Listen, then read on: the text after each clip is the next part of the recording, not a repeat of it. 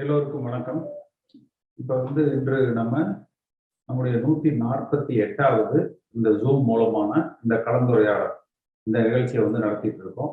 இதுவரை 147 நிகழ்ச்சிகளை நம்ம நடத்திட்டு இருக்கோம். மிக சிறப்பாக தொண்டர்களின் ஏற்படுத்த வரவேற்பை பெற்ற ஒரு நிகழ்ச்சியா இருக்கு. இந்த 2021ஆம் வருஷம் மட்டும் பார்த்தீங்கன்னா குறைஞ்சது 100 நிகழ்ச்சியை நடத்தியிருக்கோம்.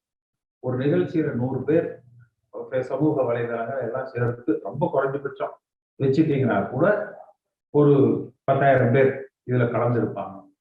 குறைஞ்சது ஒரு 10 லட்சம் பேர் ஒரு நிகழ்ச்சியை ஒரு 1000 பேர் பார்த்தா கூட மிகப்பெரிய அளவுல அத நம்ம அதிமுக தொண்டர்கள் தங்கள் கருத்துக்களை பகிர்ந்த கருத்துக்களையும் தெரிஞ்சிருக்கிறாங்க.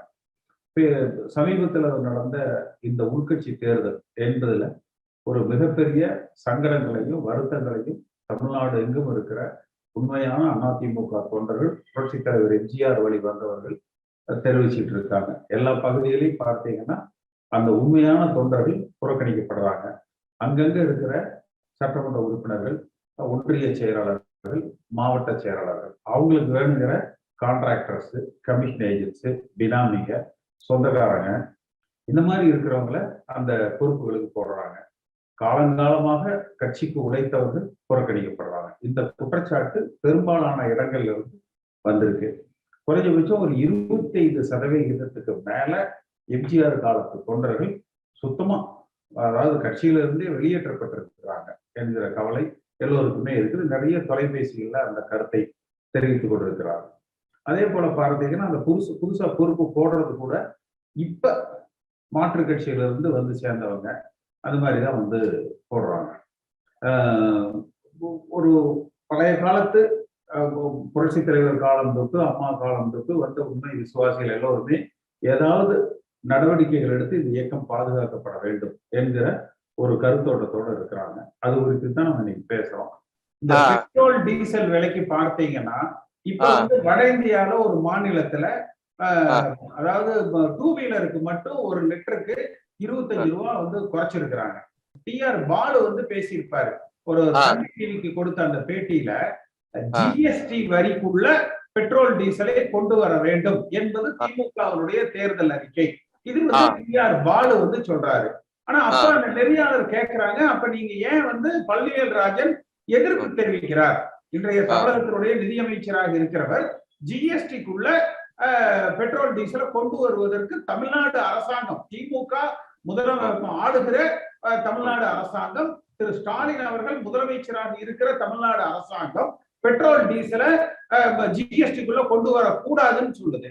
ஆனால் திமுகவுக்கு தலைவராக திரு மு.க. ஸ்டாலின் இருக்கிறார். முதலமைச்சராக இருக்கிறவர் திமுக கட்சியினுடைய தலைவராக இருக்கிறார்.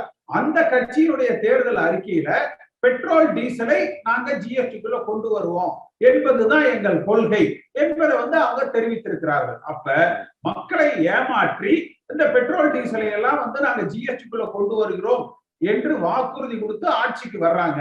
ஆட்சிக்கு வந்ததற்கு பிறகு அதை அந்த ஜிஎஸ்டிக்குள்ள கொண்டு வரக்கூடாது என்று எதிர்ப்பு தெரிவிச்சிருக்கிறாங்க.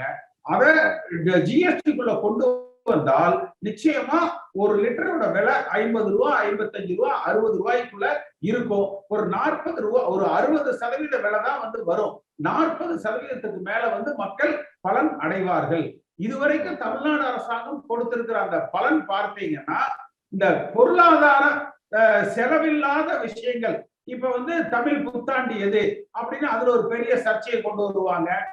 அது மாதிரி அந்த அதாவது தமிழ் சார்ந்தது, கலாச்சாரம் சார்ந்தது, மொழி சார்ந்தது, இன உணர்வு சார்ந்தது, இதெல்லாம் தான் செஞ்சிருக்கிறாங்களே ஒழிய ஸ்டாலின் அவர்கள் பெருமையா சொல்லுவார்.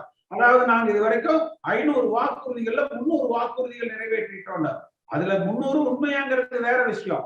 அதை பட்டியல் எடுத்து பார்த்தீங்கன்னா எதுலையுமே 10 பைசா செலவு இருக்காது. எல்லாத்துலயுமே அந்த மொழி, இனம், கலாச்சாரம், உணர்வுகள் சம்பந்தப்பட்டதா இருக்குமே ஒழிய பொருளாதாரம் சார்ந்ததாக எதுவுமே இருக்காது. பெண்களுக்கு அந்த இலவச பஸ் வசதி அப்படின்னு சொன்னாங்க.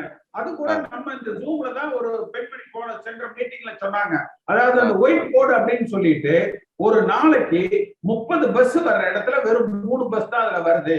அதனால அது உண்மையான அளவுல பிரயோஜனமாக மக்களுக்கு இல்ல, பெண்களுக்கு இல்ல அப்படிங்கறத சொன்னாங்க.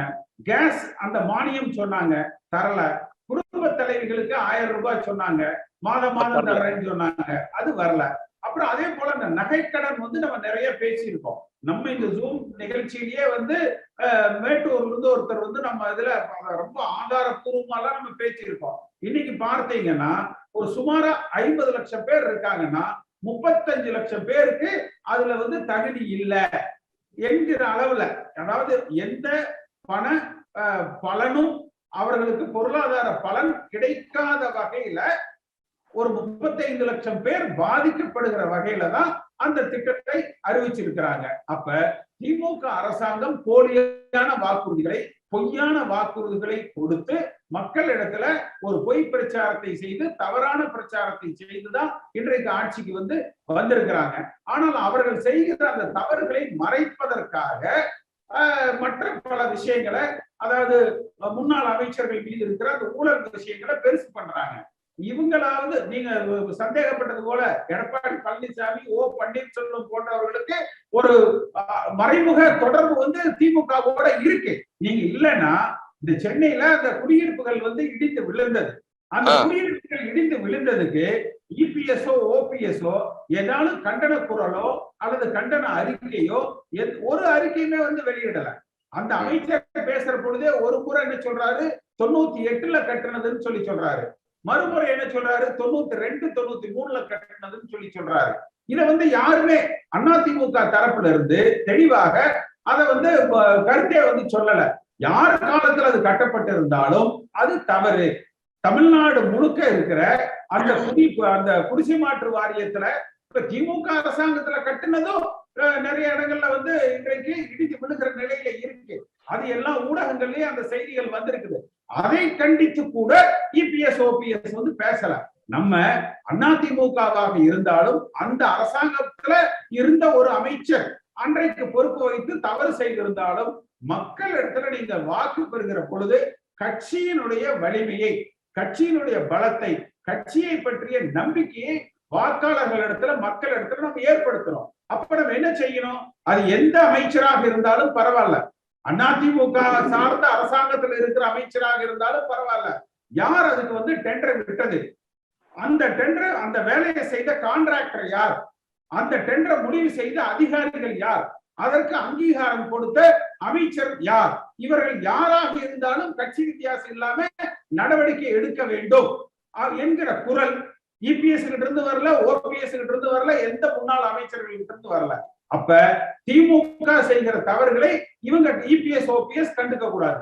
இவங்க மேல இருக்கிற வழக்குகளை பெயரளவுக்கு வெளியில பேசுவாங்களே ஒழிய எந்த நடவடிக்கைகளையும் திமுக அரசாங்கம் எடுக்காது என்கிற அளவுல ஒப்பந்த அடிப்படையில் இன்றைக்கு ஆளுங்கட்சியும் எதிர்கட்சி என்று சொல்லிக்கிற எடப்பாடி பழனிசாமியும் ஓபிஎஸும் செயல்படுறாங்க. அந்த வகையில தான் ராஜேந்திர பாலாஜி கூட பார்த்தீங்கன்னா தமிழ்நாடு போலீஸ் பிடிக்கலன்னா உடனே பிடிச்சிருப்பாங்க, அவர் ஓடுறாரு இவங்க துரத்துறாங்கன்னு திருட போலீஸ் சீன் காமிச்சிட்டு இருக்கிறாங்க. எதுக்குன்னா இவர்கள் செய்கிற தவறுகள் மக்கள் பெரிதாக எடுத்துக்கொள்ள கூடாது என்பதற்காக இந்த நடவடிக்கைகளை செய்யறாங்க. சரி, அப்ப நம்முடைய இந்த 148வது ஜூம் நிகழ்ச்சி, இந்த 2021 ஆண்டினுடைய கடைசி நிகழ்ச்சி இன்னைக்கு வந்து நம்ம நடத்தி இருக்கோம். அடுத்து வந்து 2ஆம் தேதி வருகிற ஞாயிற்றுக்கிழமை காலையில 11 மணிக்கு நம்முடைய அந்த அடுத்த நிகழ்ச்சி இருக்கு. இதை வந்து சமூக வலைதளங்கள்ல பெரிய அளவுல பகிர்ந்து கொண்டு நிறைய பேர் இதுல வந்து கலந்துக்க சொல்லுங்க. இந்த விவரங்களை எல்லா கட்சிக்காரங்கள்ட்டையும் கொண்டு போய் சேர்த்துங்க. அதிக அளவுல அந்த சமூக வலைதளங்களை பகிர்ந்து கொள்ளுங்க. ஏன்னா அந்த கட்சிக்காரங்களை நம்ம ஒன்றிணைப்பதற்கு இதுதான் நமக்கு ஒரு இணைப்பு பாலமாக இருக்கு. இதுல கலந்து கொண்ட உங்கள் அத்தனை பேருக்கும் கலந்து கொண்டு